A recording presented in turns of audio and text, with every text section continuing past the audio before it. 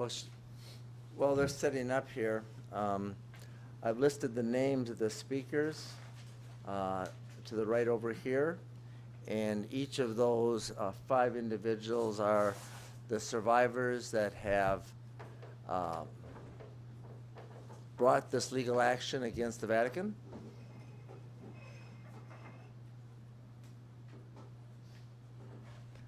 And the spelling's over there. All right, I'm Jeff Anderson, and I am one of the lawyers who stand with 5 very courageous survivors who have joined together to bring and file this legal action today against the Vatican, against the Holy See, and to do what they can in this case to require the Vatican to do what should have been done, and that is issue a decree or now require them to come clean and reveal and disclose all the names of all the offenders that the Vatican has and knows to be across the globe that remains secret to this day. This suit seeks a court order from the Federal District Court in Minnesota ordering the Vatican to not only reveal the names of those offenders, those clerical offenders that have abused children,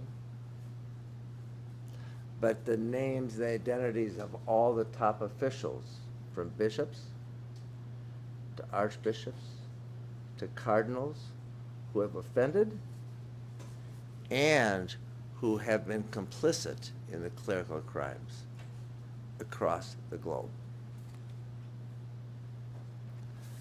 The lawsuit also seeks a court order requiring them to reveal the histories of each of those offenders, each of those clerical predators, each of those bishops, cardinals, and archbishops,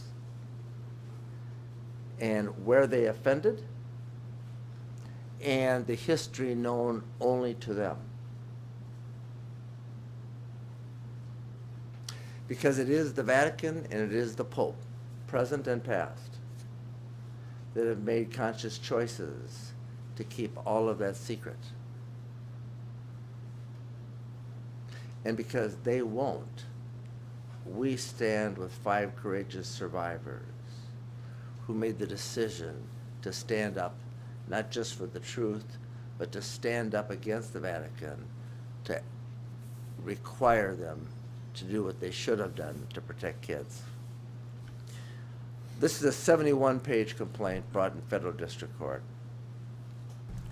And there are some things in this before I introduce the survivors and they speak to this and why they're here today that need to be highlighted. And in 1962, the Vatican issued a decree that ordered every single cleric under its jurisdiction to keep crimes of clerical abuse secret. And it was before that similar decrees had been issued. In 2001, after a flood of litigation across this country, the Vatican and then Pope John Paul II issued another decree that mandated that all child sex abuse by clergy must be handled by the Vatican. In other words, send the files and the names that you have that you've been keeping secret to the Vatican. And that was a decree in 2001, and this is set forth in the complaint.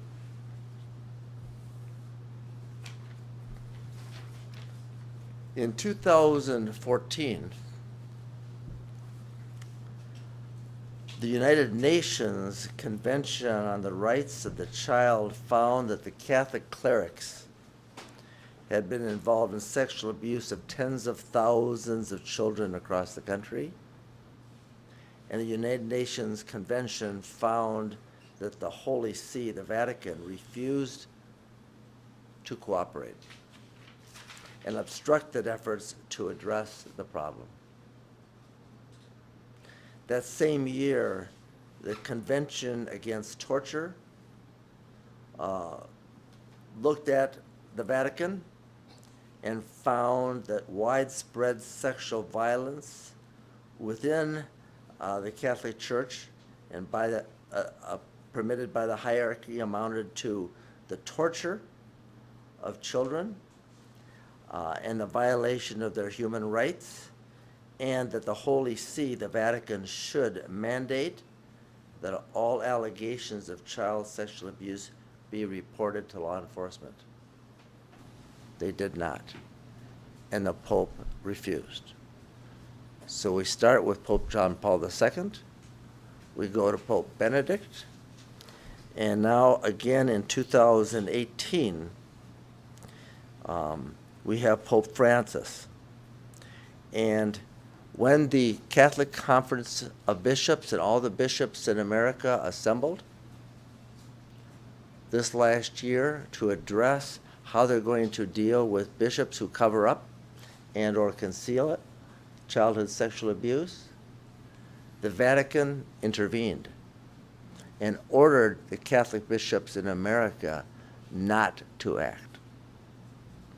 And in 2018, Pope Francis prevented the United States Catholic bishops from implementing new procedures to punish bishops who cover up childhood sexual abuse.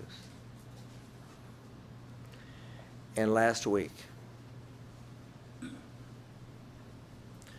Pope Francis and the Vatican issued another decree. And in it, he requires clergy to report abuse to the Catholic bishops, their superiors, the officials, who then are required to report it to the Vatican, but not to law enforcement.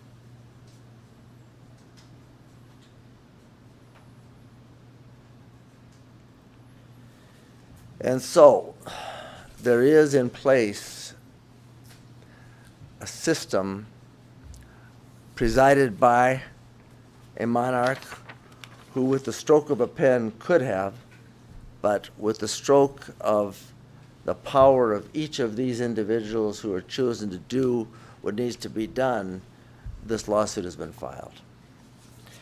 And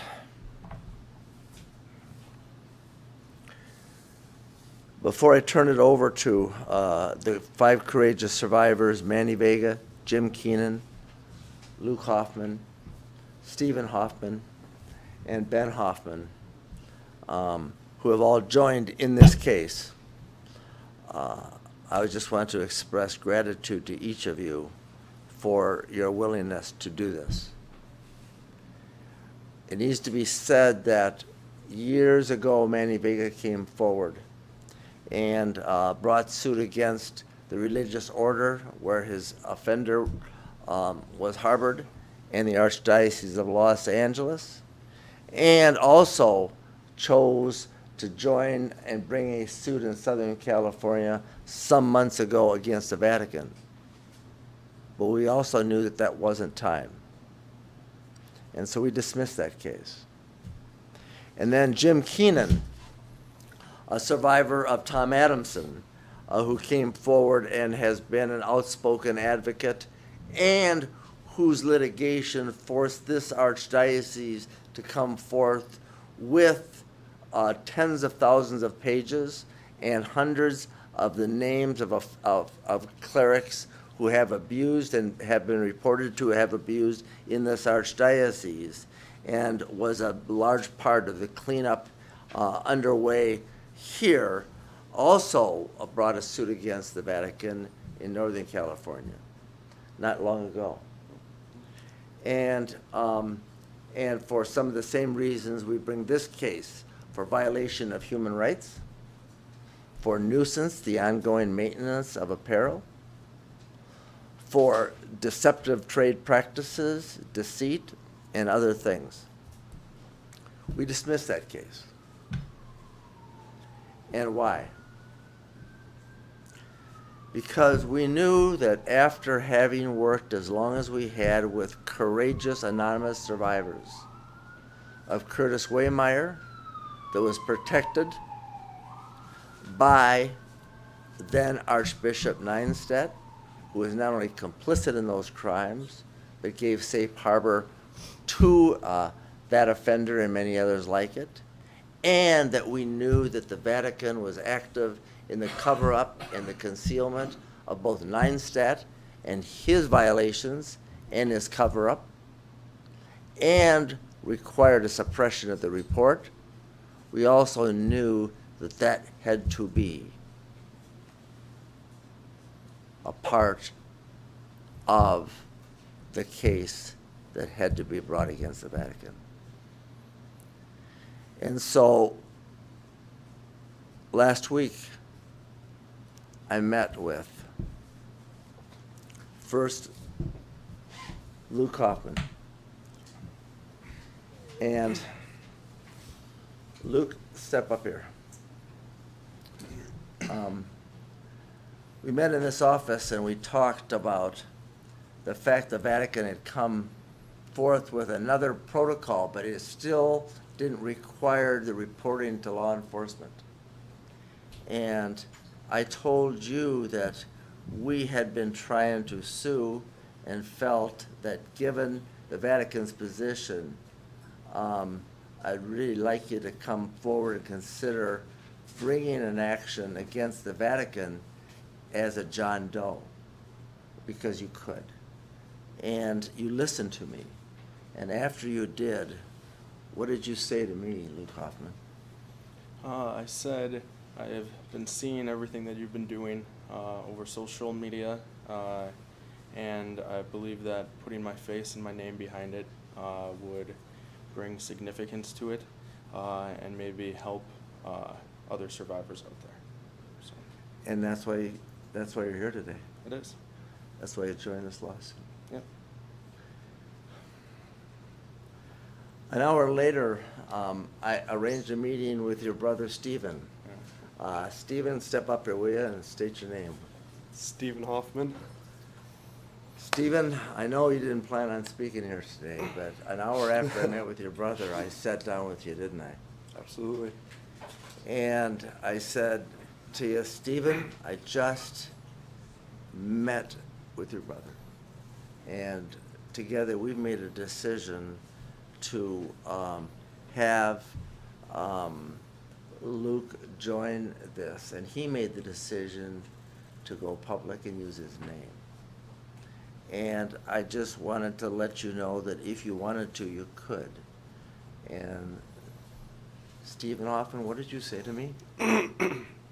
Absolutely. I mean, you've done everything for us and helped our family. And I mean, being behind my brothers through this too anyway is just another stepping stone to make this a big process and work on this together. So yeah, absolutely. I mean, I'd do anything for them, and I know they'd do anything for you and for us, and so yeah. And you also said to me that you wanted to do something to protect other kids so it doesn't happen to others.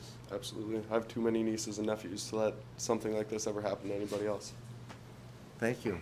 Yeah. An hour later, Stephen, Ben, come on up here. Give us your name. Ben Hoffman. Ben, an hour later, I told you I had just met with Stephen and I had just met with Luke. And I told you that they had made the decision to join other survivors in a very significant case against the Vatican to get them to step up. And I told you that if you wanted to, of course you could. And what did you say to me, Ben? I'm going to need to think about it. Yes, you did. Yes, you did. And Then I also said to you, Ben, I just want you to know that we're bringing this not to seek any money, but rather to require the Vatican to come clean with the names of the offenders, the files that they have, and all the secrets held there. And after I told you that, what did you say to me? I'm in. These are three young men, beginning in the year 2009 for several years, that were violated, who have the right and have been a part of the criminal prosecution of the Archdiocese for endangerment of children, and supported survivors behind the scenes anonymously, but you also stood up and into the light. Mm-hmm. And so, Ben, I'm going to ask you to come back and say something else, but I thought how this happened and why this happened by the three of you standing together needed to be shared, because you're making a difference. Mandy Vega, you've been working with us for over 18 years. So please step up, introduce yourself, and tell us what brings you with us. Sure. My name is Manny Vega. I'm from Oxnard, California. I spent 9 years in the Marine Corps as a scout sniper. I spent over 17 years as a police officer, also investigating sexual assaults. And first off, I need to say that the courage that it takes to come forward and to talk about the sexual abuse that happened not only to me, but to the three brothers, to Jim, to all the other survivors who suffer in silence. You know, it really happened to us. What the sexual acts that took place really hurt. Didn't hurt just then, but it hurts now. Here I am, almost 53 years old, and I'm still talking about it. It's obvious to me that since 2001, 2002, Jeff and I have been working together in trying to get to the truth. And it's very obvious that the Church, the Vatican, the Holy See, is unable to police itself. It has a systemic system of failure when it comes to protecting children. It failed me, it failed the brothers back here, it failed Jim, it failed several of my friends. And what we're trying to get to is we're trying to get to the truth, as close as possible to the truth. We need to hold all those who knew about it, who are responsible, accountable for their actions. That's what we're looking for. We're looking to get to the truth. And Manny Vega, you brought suit against Fidencio Silva, the offender that violated you as a child in Southern California, the religious order that he was a member of, and the Archdiocese of Los Angeles ultimately were a part of disclosing and disgorging and excavating files pertaining to Silva, pertaining to the Archdiocese, and other offenders, and ultimately made a resolution of that case. However, you have also tried to find out where this offender, this serial predator who violated you and so many of your friends then as kids, is right now. And he's at large and loose, much the same way Archbishop Nienstedt has been given permission to be at large and loose and in good standing, moving across the globe as an archbishop. So tell us about your journey. Sure.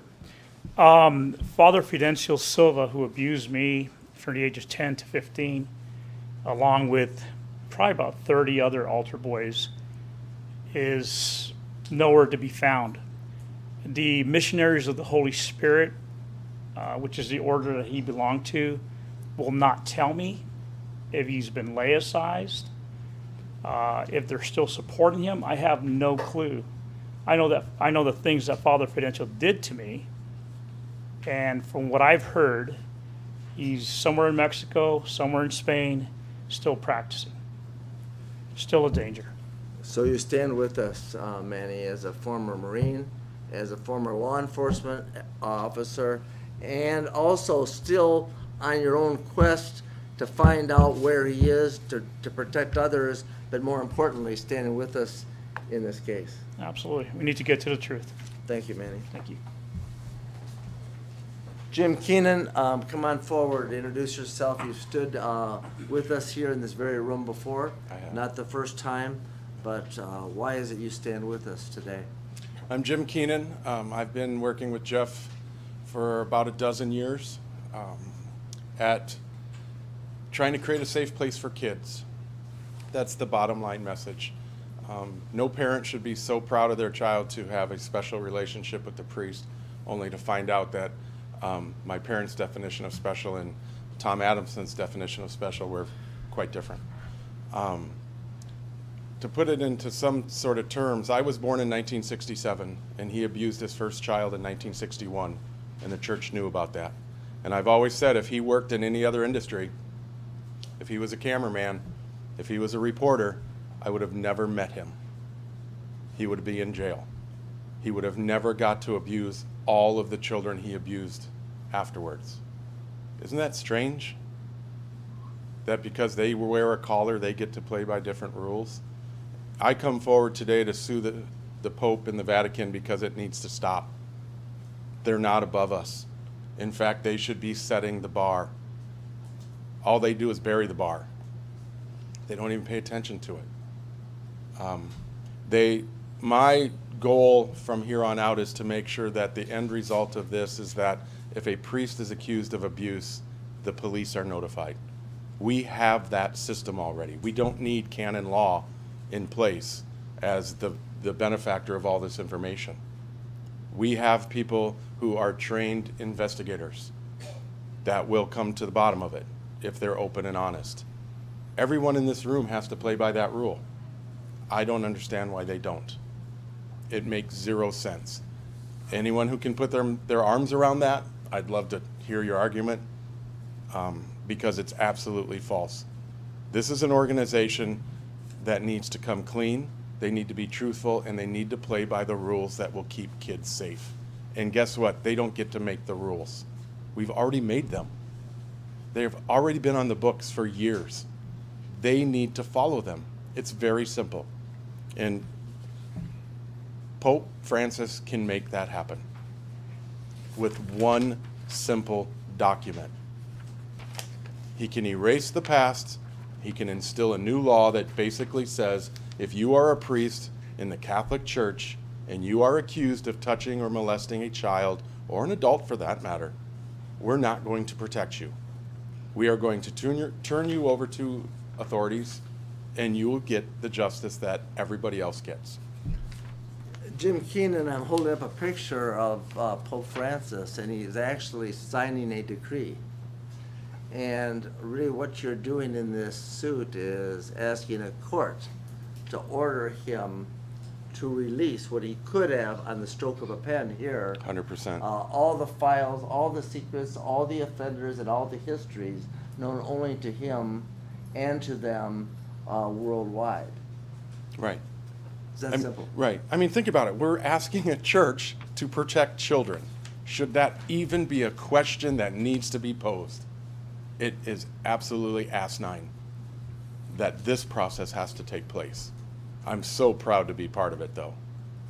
I'm so proud to be standing here with these three boys, young men, who I remember standing in your shoes about 10 years ago. And I know the courage it takes. And I said it in there, and I'll say it now. I am so very proud of you and so thankful that you are part of changing the world. And we are going to change the world. Mike Finnegan, would you come up for a minute? Because in 2001, I'd been working in this area for, I don't know, maybe it was 15 years, maybe it was longer. But Mike had started with me as a law clerk and a smart one, and one of the first tasks I gave him, I said, for years, I've been told by all those I've asked to look at this, we cannot sue the Vatican. I cannot accept that because all the decisions are made there and all the problems emanate from one place, and that is the monarch, the Pope and the Vatican and the policies of secrecy that adhere there. So go look at the law and figure out a way to navigate this space and bring an action. And what did you do, Mike Finnegan, and what led us to this point in time? Let me tackle that in 1 second. I want to echo Jim's comments first. Manny, Stephen, Ben, Luke, and Jim, it's an absolute honor for all of us to stand here with all of you. It took a tremendous amount of courage for all of you to be here, and it's a real honor to be standing here with you. Jeff's question was, what did we do? Back in 2002, we sued the Vatican, a complaint that was probably this size, a couple pages instead of 71 pages. And at that point, we filed that case in Portland, Oregon, back then in 2002, asking the Pope at the time, come clean, do the right thing, protect kids. And instead of doing that, they fought us through the courts, through every level of the courts. They tried to get it to the U.S. Supreme Court for the next 10 years, the next decade, fighting that case. They ultimately got it thrown out. And since that day and over that course, Jeff and I have talked almost every single day saying, we want to bring this case. There is a case out there. And as soon as I heard about all three of you guys and knew the power that you guys had between Manny and Jim, this was the one. And what this lawsuit does today, boiled down in real simple terms, is tells the Pope and the Vatican, no more promises, no more pledges, take real action today. And what we're seeking here is the names of all the offenders. In 2014, they assembled 3,400 names of credibly accused perpetrators.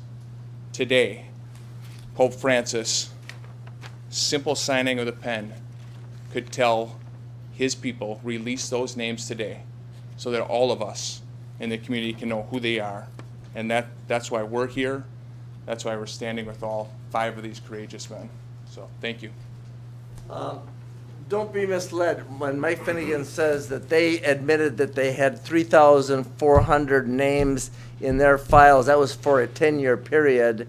And the actual names that they have, we know in America the bishops have reported over 6,000 credibly accused, and we know there's multiples of that. When we think about that worldwide, the numbers now are in the tens of thousands, not the thousands. How many, we don't know. But what we do know is they have them, and what we do know is it's going to require an intervention of the court and in order to get them, and that's why this lawsuit becomes so imperative. Having said that, Ben, is there anything else you want to share with us? Sure. Ben, I'd like you to just share with us what really leads you to this point in time. Yeah, my name is Ben Hoffman. The reason I said yes to Jeff, and I agreed to do this is because I'm still Catholic. I have a deep love for the church. I have a deep love for my faith. It means the world to me. But the Vatican, we have to fix this. We need to be more transparent. We need to be more eager to find truth and live in the truth.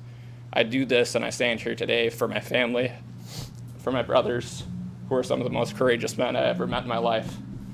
I do it for my wife, Sarah, but most of all for the love of my life, my son Jude, because I never want to go into a church where I need to question the fact, is my son safe? And nobody should. The church is a beautiful place to be, and I want it to go back to being that way. Thank you. Thank you, Ben. Thank you. And Ben, you're a man of faith, and your faith is a big part of your life, as it has been your family. Is that right? Yeah. Stephen, anything you want to add? Yeah, sure. Let me pull it up quick because You can, man. I threw it in my notes. Whatever you got. Hi, my name's Stephen Hoffman. I'm here today because I don't want anyone to have to go through what my 2 older brothers and myself went through and continue to go through every single day.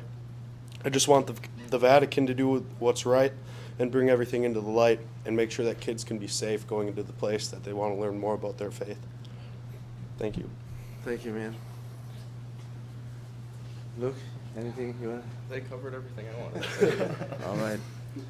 Okay, we're gonna take questions, and it's about what it is that needs to be done and why it is these courageous survivors stand here today. Not about what was done to each of these kids as kids by Waymire, but rather what it is that's so dangerous and particular about the practices and protocols that have the Vatican protecting Archbishop Neinstadt, who protected Waymire. Here in the Archdiocese, who protected McCarrick, who protected Apron, who protected no less than 20 top officials in the Roman Catholic Church hierarchy who are child molesters, and no less than hundreds of top officials that concealed it for decades and have stood silent and adhered to strict secrecy. So we're here to bring light to that and stand on the shoulders of these courageous survivors that have now gone public. So that, questions? Jeff, this isn't the first time you've sued the Vatican. As you mentioned, the first suit was 2002, is that correct? Yes. How many other suits have you filed against the Vatican? I seem to recall a few others. Yeah, And this what is, happened with those? this is not the first time we've sued the Vatican. The first was in 2002 out of Portland, Oregon. That wound its way through the courts for 10 years. We won the first round where the Vatican said you cannot sue us because we are a sovereign state and we're immune from suit. And they argued to the court that they're immune from suit and we thus couldn't sue them because they never had been sued. The court said, no, you have a way and pled a way to sue them and get around the Sovereign Immunities Act. And they're not immune. And the Vatican appealed that to the Ninth Circuit Court of Appeals. The Ninth Circuit Court of Appeals affirmed that decision, held that decision up and said, yes, you can sue them. Then the case went back to the court. And in the next 9 years, the Vatican and their lawyers chipped away at that case where it was narrowed down to a very narrow issue. And the issue was, is the Pope the direct employer of the priest that offended and therefore responsible in damages for that abuse? And the court said, no, we appealed that, and that case got thrown out 10 years later. When the survivors in Milwaukee, Wisconsin came forward at St. John's Deaf School, and Terry Kohout reported how he had reported his abuse to then Pope John II and had that ignored, we brought suit again in Milwaukee, in what year, Mike? 2010. And dismissed that case shortly after that because we had also 250 survivors we were trying to help. And if that case was dismissed on the statute of limitations, 250 survivors' cases would have gone down in flames and would have been dismissed. And so we knew we couldn't. And then this last year, Manny Vega in Southern California, we initiated a case having prepared the legal ammunition, developed a body of evidence in the last 17 years that's recited in this complaint, and developed what I consider to be some serious legal work over these years. And then Jim Keenan followed in Northern California along the same lines. And we dismissed both of those cases in anticipation of a time where we'd be able to fully reveal this story and the cover-up that pertained to Neinstadt and, more recently, McCarrick, that has now been revealed. And then when the Pope issued his last proclamation, that was the last straw, and that was my invitation to the Hoffman's participation.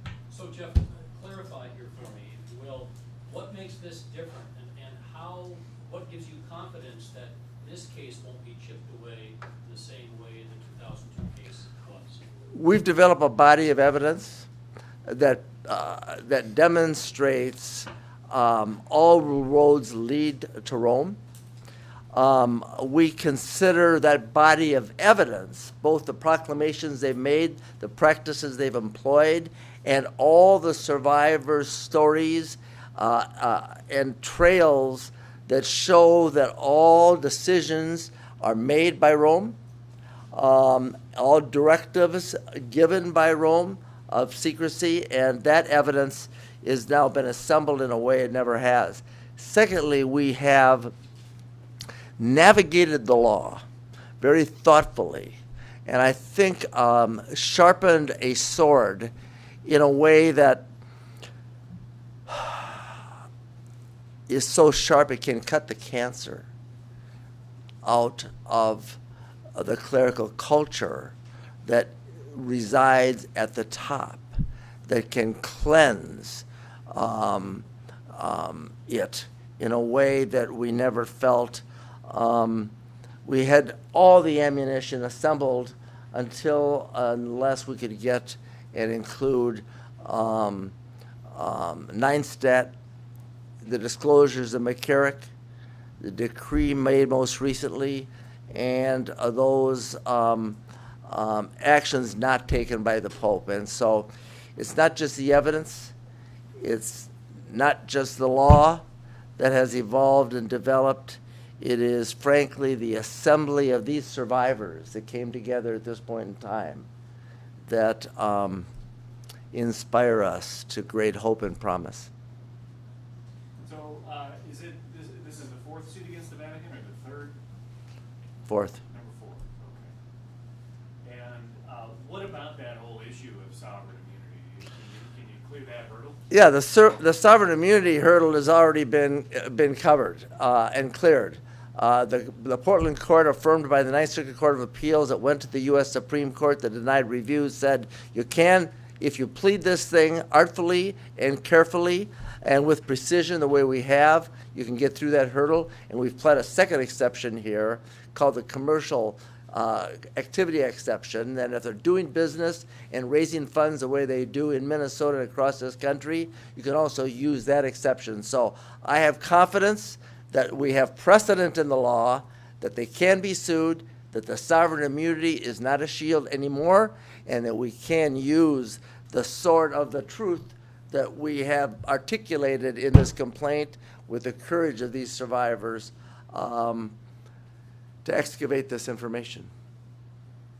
Jeff, doesn't, in the Vatican decree or the Pope's decree last week, doesn't Article 19 in that decree says that it's, to me, I interpret it as they have to report to state law, they have to follow the state law, whatever the state laws are, and that what he's saying is in addition to that, what the Pope is saying is in addition to that? Well, the question is the Vatican decree last week that was the kind of the last straw.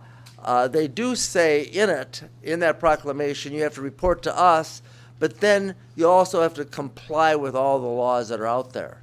But this is a worldwide decree. And really what that decree and proclamation the Pope made is really a formula or proclamation for continuing to keep it secret the way we have in the past. Because all those laws all were on the books and are on the books, and what do they still do? Keep it secret. So it really is not a definitive declaration that requires clerics, bishops, and archbishops and the Vatican to report. It really invites them not to by implication. And that's why it's so deficient, and that's why it's so dangerous. And also, far from enough. And it's misleading because they claim this is such a great step in the right direction when it's really the same thing that they've been doing. Because it's never been, it's always been against the law for a priest, a bishop, or a cardinal to violate a child. But they have always chosen to keep that secret because they've always been required to by the Vatican, and that last proclamation doesn't change that. Jeff, you settled a lawsuit on behalf of the Hoffman brothers, correct, with the Archdiocese. When was that, and what were the damages? We are discussing that we did, the Hoffmans did settle along with the other survivors who brought cases against the Archdiocese, and as with all survivors, they have the opportunity and did proceed as Jane Does and John Does. And we're not talking about that, because today we're talking about this. And this is the deficiencies of the Vatican in protecting kids and what needs to be done. Where does this go from here? How does it play out? How much time before the Vatican replies, responds to the complaint, and how does it play out? We have to now serve the Vatican, which is in itself is an odyssey. It took us a year before, and over $100,000. We have to translate all the documents into their language, serve them through the secretaries of state. It's waters we've navigated before, and waters we're prepared to navigate aggressively. Now they will stall. They will put up legal shields. They will fight us at every turn. We are prepared. We are ready. We are armed and ready for battle to fight for this truth that needs to be done. And we're approaching this as aggressively as I ever have in all the years I've been sharing this space with so many courageous survivors, and so gratefully. When would you expect to have them in court? Well, what we want, what we expect will be up to the court, and we expect they will put up sovereign immunity defenses. They will claim the First Amendment protects them. They will fight us tooth and nail, and we're ready for battle. Since Neinstedt is such a big part of this, why is he not named as a defendant? Is it because the three brothers already settled with the Archdiocese? Neinstedt is a big part of this complaint, because it really is emblematic of how the Vatican handles this. Here you have somebody who has a confidential report prepared by a law firm here about his own sexual conduct and misconduct, prepared by the Archdiocese. And you have that confidential report that not only shows that Neinstedt knew and gave safe harbor and had this relationship, Waymeyer, who offended these kids, and who knew he was offending these kids, and who had this relationship with them, and you have a report of that prepared, and that was then brought to the Vatican. And the Vatican ordered Cardinal Vigano, the papal representative, ordered that be buried. And it was, and it still is, and we don't know what's in that report. This lawsuit seeks that report, among other things, obviously. And what makes it aggravated is that Neinstedt, like McCarrick, was allowed, continued to be in good standing as an archbishop and work in California, work in Michigan, keep secret in Detroit, do masses over here in Wisconsin, and just maintain his life as a cleric and archbishop in good standing. In other words, keep all that secret under wraps. And so Neinstedt and the saga of giving him safe harbor and stature is emblematic of the global problem. And so we cite to McCarrick, Apron, Neinstedt, and other top clerics that are similarly situated. But because that is so pertinent to us here in Minnesota, and particularly these courageous survivors that are standing with us today, all violated by his priest, and while they're having some relationship, it's so offensive and outrageous